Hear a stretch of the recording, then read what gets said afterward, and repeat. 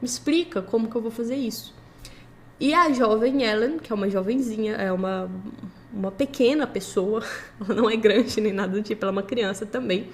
Ela diz que a gente só vai conseguir fazer isso através da imitação de Cristo. Ela fala isso com todas as palavras. Olha, você só entende a necessidade de fazer isso depois que você entende o Sermão da Montanha, depois que você entende o que é de fato viver o Evangelho e não falar sobre o Evangelho, que é o que o Sr. Brocklbuster e o St. John fazem. Você precisa imitar Cristo. E Cristo disse e amou os seus inimigos. Ele abençoou aqueles que o amaldiçoaram. Ele tratou bem aquelas pessoas que o odiavam e que o desprezavam. Foi isso que Cristo fez. E ele nos salvou. Então, se você quer sair desta cilada que você se encontra, se você quer sair deste caminho tenebroso, doloroso e horrível que você está enfiado, porque em algum momento alguém te magoou e alguém te machucou profundamente, você precisa compreender o que é a imitação de Cristo. Olha isso, gente. Olha isso. Vocês, em algum lugar, assim, na literatura contemporânea ou até mesmo na literatura clássica, vocês já viram algo tão profundamente, tão cristalinamente, não sei se essa palavra existe, a cristão, de uma maneira pura? Eu acho que isso aqui só chega perto há um momento lá no livro O Idiota, do Dostoiévski, onde o personagem tá tentando entender qual é o sentido da vida e tá se digladiando ali com uma situação mental e emocional muito complicada, que eu não lembro exatamente qual é. E ele passa pela estrada e vê uma camponesa amamentando seu próprio filho. Ele olha para aquela cena, ele vê uma mulher dando uma parte de si para sustentar uma criança e olhando pro bebezinho e falando, olha que coisa linda, olha como ele é lindo e tudo. E daí ele fala, é isso. Eu procurei tanto, eu fui atrás de tanta coisa. E aqui tá o significado da vida, entende? Eu acho que só essa passagem aí do Dostoiévski pode se comparar à beleza que foi essa conversa, que foi a forma que essa amizade surgiu e foi a forma que a Ellen Burns e a atitude caridosa da senhorita Temple, que era a diretora do colégio, conseguiram colocar a sementinha da bondade, a sementinha da caridade cristã dentro de um coração muito machucado. E a partir daí vocês vão perceber que tudo que a Jane tocar vai virar algo bom. Todos os lugares que ela chega, ela funciona como uma espécie de cura para aquele lugar. Toda a jornada a gente vai acompanhar ela por 5 passos, que são o caminho do peregrino, tá? Então essa também é uma referência cristã dentro do livro. Cada passo é uma casa em específico, e em todas essas casas que a recebem de uma forma calorosa, essas casas são modificadas, menos as casas que rejeitam a sua entrada e que rejeitam até mesmo o seu perdão. Então, na primeira casa que ela esteve, que foi a casa da tia dela, posteriormente ela regressa à casa e fala, tia, eu te perdoo. Eu me perdoo, você precisa me perdoar, não guarde isso, não morra com isso no seu coração, entendeu? Eu não quis dizer as coisas que eu disse, eu não quis ser tão mal criada e tudo, e a tia não perdoa, ela morre sem esse perdão.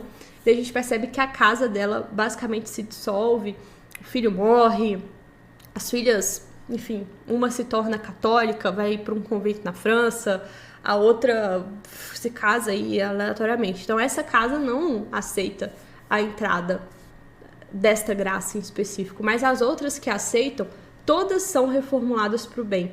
O orfanato que ela fica, que é Lowood, que tinha situações terríveis por causa de um evento, de uma pandemia de tifo, depois esse orfanato é reformado e as condições ficam bacanas, e todas as outras casas vocês percebam que ela consegue trazer uma espécie de vida para aquele lugar, tá? Aí eu dei um apanhado geral no livro, tá? Eu não entrei aqui nas discussões que ela tem, por exemplo, com o St. John, que é, como eu disse, um fariseu. E ele é uma personagem... Pra mim, é a personagem mais interessante do livro inteiro, tá? Porque ele é um cura e ele acredita ser profundamente cristão, mas ele não tem a necessária característica que o cristão deve ter, que é a capacidade de se humilhar perante Deus e a capacidade de se despir da sua soberba e do seu orgulho e falar: Deus, faça o que você quiser comigo, eu estou à sua disposição. Ele não tem essa capacidade e, assim, por este motivo, ele não consegue amar ao próximo como a si mesmo. Ele é caridoso, mas a caridade dele é uma caridade formal, é uma caridade de aquilo ali está escrito no Evangelho, então é isso que eu devo fazer. Mas ele não entende profundamente, ele não entende dentro do seu coração qual é o significado da caridade, veja bem. Então eu nem toquei nisso, nem toquei nesses pontos mais, assim, teológicos do livro, que são pontos que ela discute.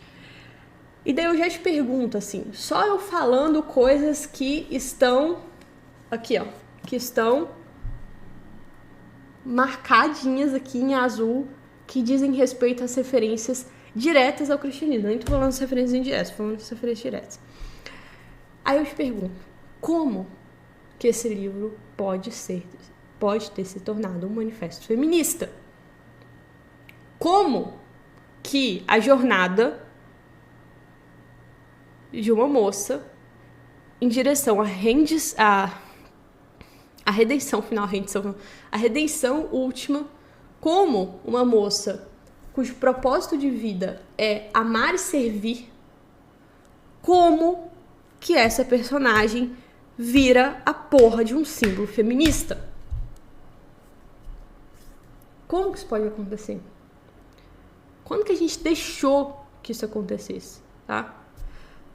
Assim, eu tô falando que ela virou um manifesto feminista, não estou falando isso da boca pra fora, tá?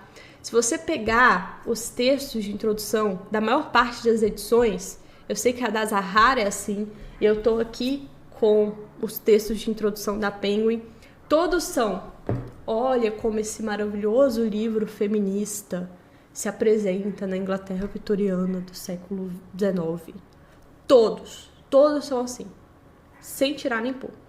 Não, tem nesse texto de introdução aqui na Penguin, tem assim, tem o... Quem foi o cara de pau que escreveu isso daqui que eu nem vi? É um tal de Steve Davis, tá? Então, esse Steve Davis, ele reconhece que a jornada da Jane Eyre é uma jornada muito parecida com a do Peregrino, do John Bunyan, que é do século XVII, tá? 1678. E que esta publicação teve uma interferência direta do escrito da Jane Eyre. E daí ele fala, olha, os 5 passos da Jane seguem os 5 passos do cristão de Bunyan em seu caminho até a cidade celestial. Porra! Não entenderam? Filho da... Aí você pensa, nossa, bacana, né? O cara vai reconhecer que o texto do Jane Eyre é o texto cristão. Aí ele continua. Embora Jane Eyre seja uma revisão moderna, radical, secular e feminista do caminho de obediência cristã de Bunyan. Tem como não arrancar a calcinha pela cabeça, gente? Tem como não perder toda a esperança, toda a felicidade? Tem como? Me diga se tem como. Me diga você se tem como. Me diga, chat, se tem como. Como assim? Ah, tá. A Jane Eyre, ela faz os 5 caminhos em direção à cidade celestial. 5 passos do caminho em direção à cidade celestial. Mas o livro é uma revisão moderna, radical, secular e feminista do caminho da obediência cristã. Como que você faz uma revisão moderna, radical, secular e feminista de um caminho da obediência cristã? Eu acho que o mais próximo que você pode chegar disso é aquela série Lucifer da Netflix. Tirando isso, cara, isso é impossível. Isso é impossível. E detalhe, ele não conta o porquê não. É isso, lancei essa, entendeu? Trabalhem com essa informação aí. O porquê que é uma revisão moderna ficou com Deus. Por que é uma revisão moderna radical ficou com Deus? Por que é secular? Eu acabei de mostrar pra vocês a puta! Por que é feminista? Foi com Deus. Foi com Deus. Não, e tem mais. Não tá acabando não. Olha só. Existem ecos do Paraíso Perdido do John Milton em Jane Eyre, o que reforça a qualidade mítica do livro e alça a história do amor em última instância banal a um status de sacramento, o que vincula ao mito da queda na Gênesis e a redenção nos Evangelhos. Olha que bacana, a gente foi bem, não foi? Olha que interessante, bonito, olha só. O que se vincula ao mito da queda na Gênesis e a redenção nos Evangelhos. Uau! Parece que esse cara aqui pegou o negócio. Pegou, girou, laçou o boi e trouxe pra cá. Que bom! Ler um negócio desse aqui numa edição da Penguin, mas não, tem uma vírgula. Tem uma vírgula. Existe uma vírgula. Vírgula. Ao mesmo tempo que questiona e refuta a misoginia tanto da Bíblia quanto de Milton ao responsabilizar a Eva pelo mal.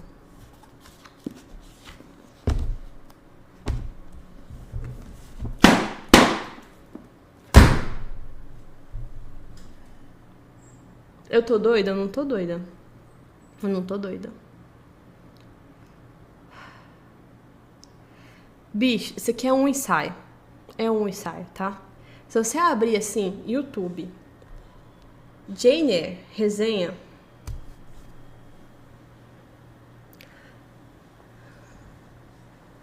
A revolução feminista de Jane Eyre. Eu não sei o que tem, tá? Tem outro ensaio aqui que eu não vou ler, porque eu não vou me submeter, porque aí já é um ensaio brasileiro, ou seja, é 50 vezes pior, tá? É o prefácio do livro. E daí, nesse prefácio, você vai notar... E aqui é um negócio que eu quero que vocês façam aqui pro resto da vida de vocês. Sempre que vocês forem ler texto crítico, livro, ensaio, eu quero que vocês prestem atenção nas fontes. Quais são as fontes que este dito cujo está usando para fazer a sua resenha, o que quer que seja?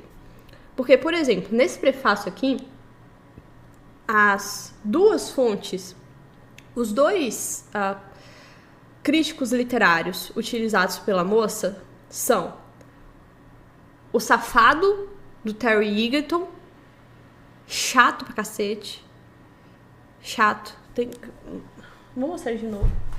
Eu tenho esse livro aqui, ó, que dá vontade de